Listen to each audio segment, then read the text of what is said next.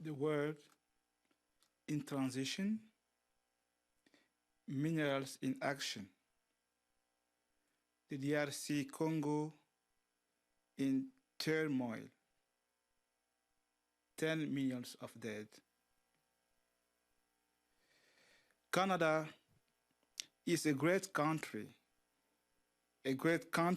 that matters on the world stage. As the challenge of climate change and global warming mount, minerals will play a critical role in the energy and the ecological transition. Those are the critical or strategic minerals essential for transition technologies and global value chains of strategic technologies. 8 strategic technologies are at the heart of this desired transition.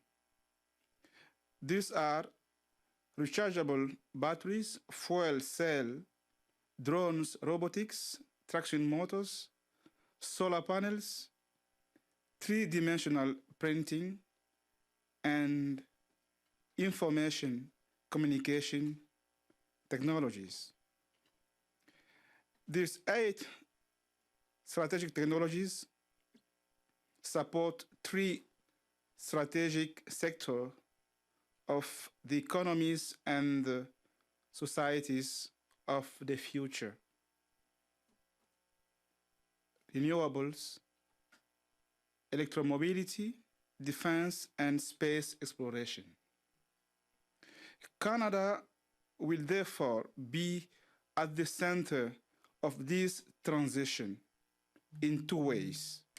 Firstly, because of its leadership in management of global mining assets in the world. Second, because of its high potential for critical minerals. Competition between states, the competitiveness of the economies, the social well-being and the security of their citizens depend on the control and independence of this technology of the future. But as competition between states for those high technologies increases, so does the demand for critical minerals. But the mining of finite and depletable resources is not without consequences for human rights, the environment, the climate, and local communities. Canadian mining companies should take this into account both inside and outside Canada. The transition must be fair, equitable, sustainable, and not at the expense of human rights and our environment.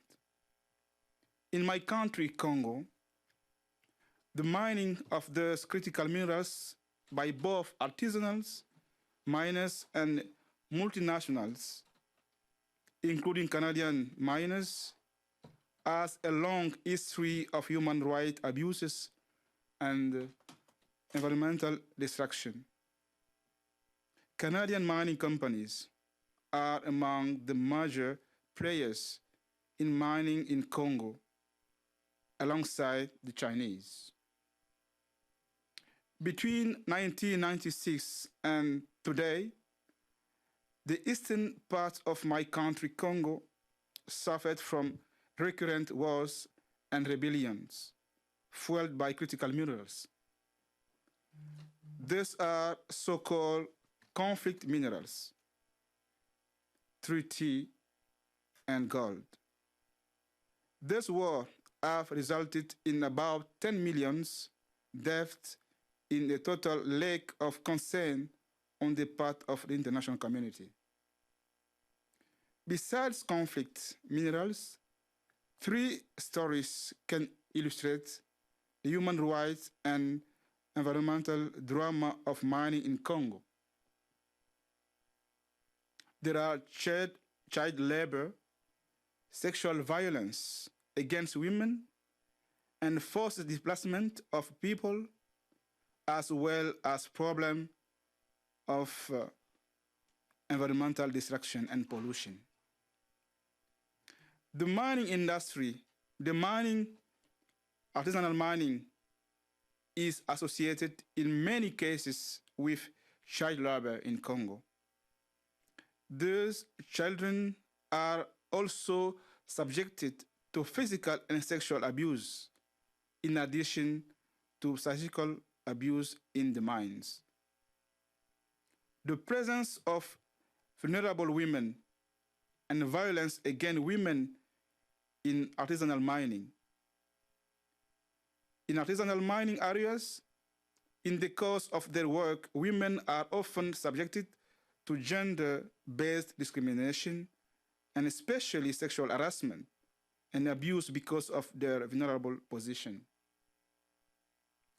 Because value chains are global, the labor products of those abused children and women can end up in our finished product here in Canada.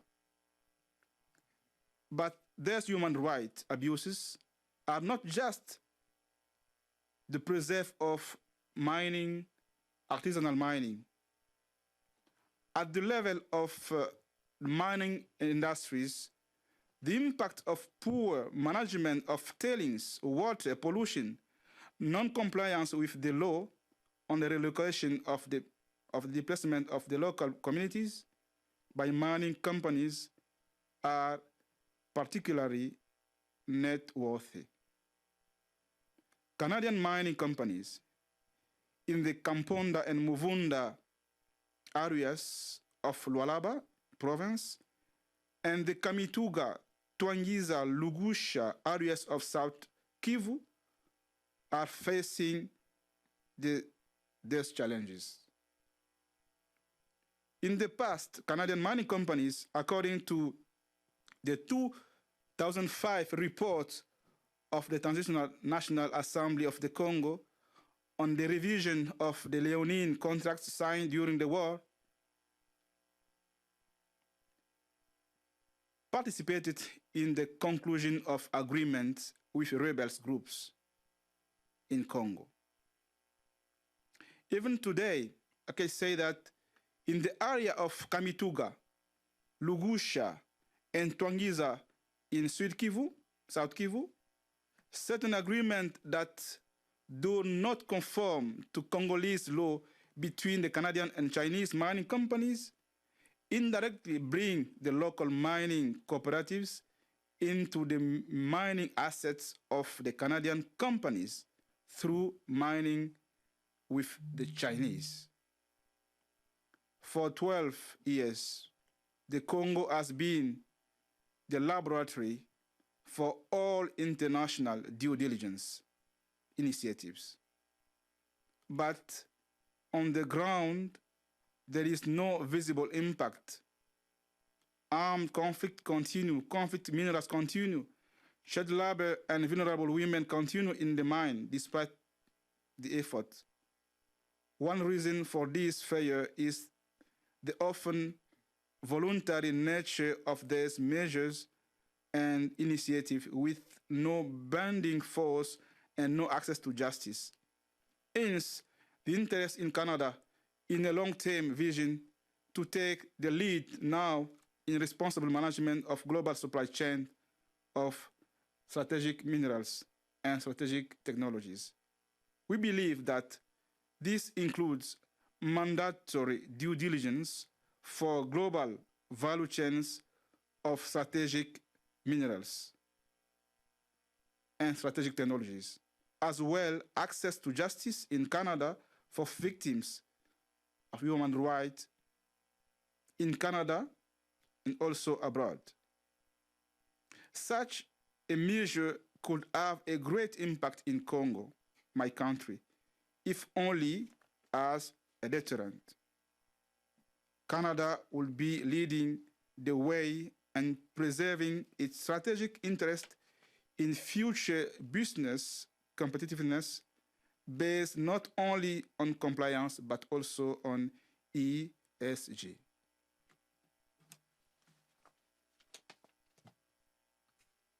Thank you. Good morning. The testimony that Father Jacques Nzumbu has given us is a harsh illustration of how the Canadian extractive industry is harming both people and the environment in the Democratic Republic of Congo. Women in the artisanal mining communities that our Jesuit partners in the DRC work with speak, as he said, of discrimination, sexual harassment, and violence. This leaves them no choice but to put their health and lives at risk just to put food on the table. Artisanal small-scale or industrial mining are tied to a multinational extractive industry that operates in the DRC with impunity and is not held accountable for its actions. Canada plays a significant role in this, with almost 50% of the mining and mineral exploration companies operating around the world headquartered here in Canada. I'm the director of Canadian Jesuits International, which works with grassroots communities in some of the poorest areas of Asia, Africa, and Latin America, where we support education, healthcare, human rights, and community development. The social justice and environmental advocates in those communities with whom we work tell us that human rights abuses and environmental harm caused by Canadian companies are not unique to the DRC. I have visited some of these communities and have seen with my own eyes this harm. In the Dominican Republic, I visited the farming community in Cotuí, which Centro Montalvo, a Jesuit social center, supports. They told me that the greatest misfortune in their life is to be born on top of gold. They do not benefit from this resource of their land. On the contrary, the Pueblo Viejo mine has made their source of water undrinkable, and the land so contaminated that they can no longer grow the crops or feed their animals. When I was there, some armed men had come at night to destroy their small makeshift post where they had kept a peaceful protest. The armed men had also cut down the tree which had given the protesters shade from the sun to ensure that they would not come back. Undeterred, the members of the community moved their posts down the road, which is where I visited them. They continued to hope that justice will be served in spite of this impunity with which Canadian mining companies operate in their country.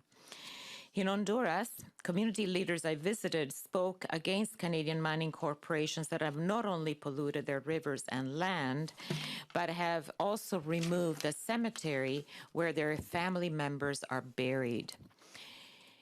The current voluntary measures the Canadian government has in place to prevent human rights abuses and environmental destruction overseas linked to Canadian extractive industries has proven to be ineffective. Individuals and communities in every corner of the world ask that our government take action. Companies and their supply chains must operate with transparency and accountability. It's for that reason that we call on the Canadian government to join France, Germany, Norway, and other nations that have adopted comprehensive laws that compel companies to adhere to human rights due diligence requirements. Voluntary measures do not work. A private member's bill tabled in March 2022 would help address these gaps in corporate accountability. Bill C-262, the Corporate Responsibility to Protect Human Rights Act, would require Canadian companies to prevent human rights abuses in their operations and supply chains or face real consequences. We also ask the Government of Canada to fulfill its promise to take immediate action to empower the Canadian Ombudsperson for Responsible Enterprise, or CORE. We ask all members of Parliament to support Bill C-263, the Responsible Business Conduct Abroad Act. This bill would give the Corps the independence and the power to investigate alleged human rights abuse, including the power to compel documents and testimony. Without these powers, the Corps will be ineffective. We ask members of Parliament across various party lines to support Bill C-262 and 263 for the good of the people in the Global South. Thank you. We will now start by taking questions in the room. You may proceed to the mics to ask. Yes.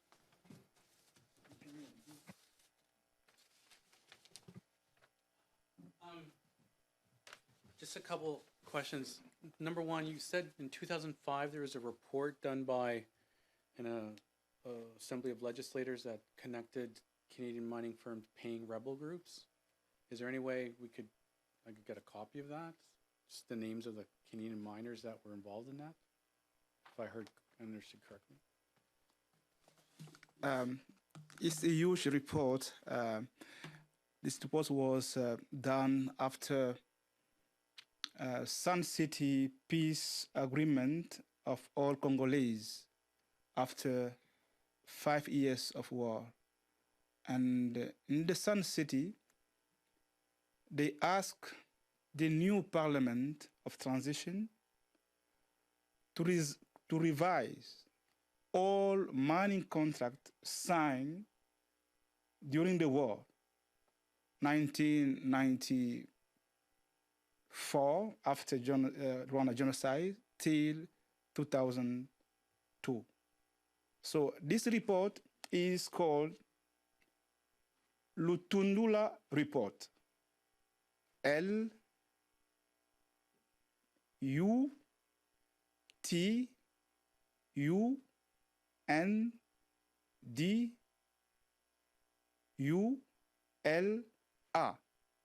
If you go in the website, you will see this report. And then you will see all mining companies that sign contracts with different rebel groups and with our government to fight again. So among them, there are so many coming from Canada. But especially, we know that in Congo, the first mining companies came was, I can say, London was there, Anvil Mining was there, Barrow was there. So many companies were there at that moment. And they signed the contract. And after this report, we began a new, I can say, review mining with them. And one mining company is called from Frontier, was from Canada. They didn't accept the result of this kind of revision. So it was a big, I can say, diplomatic issue between Canada and Congo. Was that the, I have a couple more questions, but Frontier Mining, that you said it was a diplomatic issue, is that still unresolved? The problem was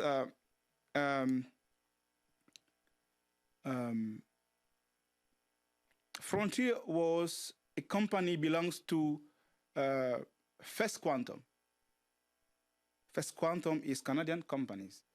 So they didn't accept the new revision of the contract, and I knew that Canada refused that Congo can take advantage of developing countries' initiative of the debt. Our debt in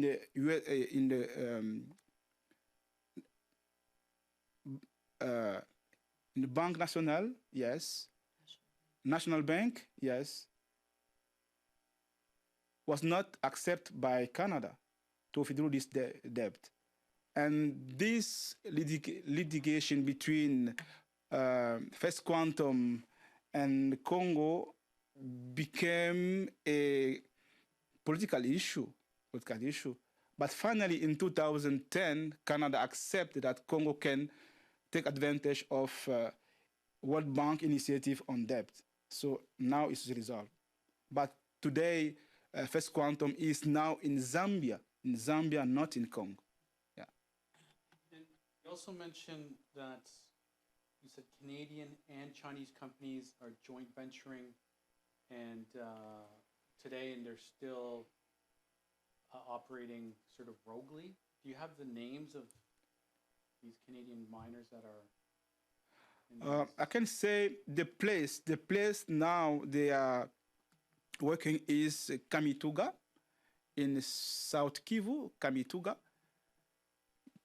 mining, and also I can say in Lugusha mining in South Kivu, and Twangiza in South Kivu. So there is one Canadian mining companies is on trouble with local people, and it came, I can say, in 2004 till now. He was working there, but now he's in trouble with the people, and he accepted to sign some contract with Chinese mining companies. And Chinese mining companies are signing contract with artisanal mining cooperatives in Kamituga and in Lugusha to do the work. So you see that there is an indirect link between, according to our mining legislation, you cannot do the contract with a third party without respect of our mining legislation. So this contract is not an ammodiation contract. So licenses belongs to Canadian mining companies, but Chinese are working with cooperatives. So they will pay Canadian mining companies. So there is an indirect link between this. This is a bad game. So people are suffering there now. Is there any way we could get a paper trail of this? Names of the company, names of both companies? Yeah, I mean, it's any copies of contracts or anything that. It's a public issue now because last month our government, our Ministry of Mining was thinking how to resolve the litigation between these Canadian mining companies and two Chinese companies. So it's a public, I can say, issue now in Congo. It's Baro, yes. I'm just going to actually step in here. You can ask your question in a second, but for anyone online joining us, you can just use the raise hand function if you want to ask your question. But go ahead with your question still, that's fine. I just want to be able to get a hold of this record. Like if it's if there's litigation, if this has been raised in front of the legislature, like can I access some of this, the paper trail around this? Yes, I mean, Maybe after you can. yeah, after we can share, no problem. Yes, thank you. I don't have a question online right now. There's no questions online right now, but if you do have a question, please use the raise hand function now. Oh, I'm good. Well, I just want to be able to access some of this information. As we don't have any questions online, if there's anything else you'd like to add, now's the time.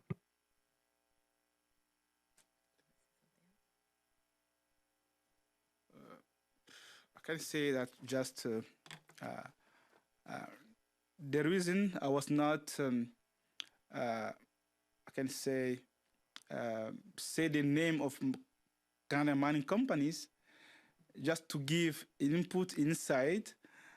It is that I know the way they function, mining companies function works in Congo. So human rights defenders are not protected.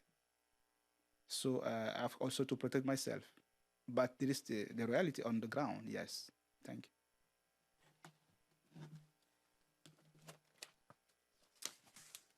Maybe just to say, in some ways, to reinforce that, that we, because of our relationship with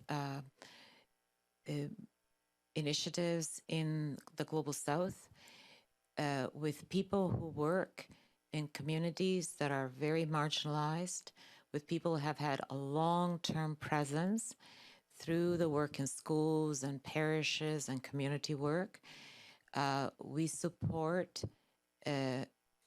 people who tell us these stories. And they're not, they're stories. I'll just tell you that when I went to the Dominican Republic and I sat in a community where they all sat in a circle. This is the community that had their tree cut so that they wouldn't have a little stand there, so that they wouldn't take the shade from the tree. When they started telling me and showing me the skin on their children, that they had only 2 big gallons of water with which they had to drink, cook, bathe, and give to drinking to their animals. When I got up at the end of that conversation, after having heard this testimony, I got up to thank them, and I burst out crying because I said that I was ashamed to say that I was from Canada. And that was probably one of the first times I have felt that. And because the stories were very hard to listen to, and it was hard for me to understand how a company that is rooted in a country that believes in the democratic process, participation, and law, that we could in another country do this to people in a way that we would never accept it in our own country. And so I do think that we have a duty as Canadians to ensure that when we travel, we do not have to excuse ourselves or ask for forgiveness, but that we can be proud of what we as a country and as companies do. And it's for this reason that I believe very strongly and urge again parliamentarians to support these 2 bills. Thank you for your time.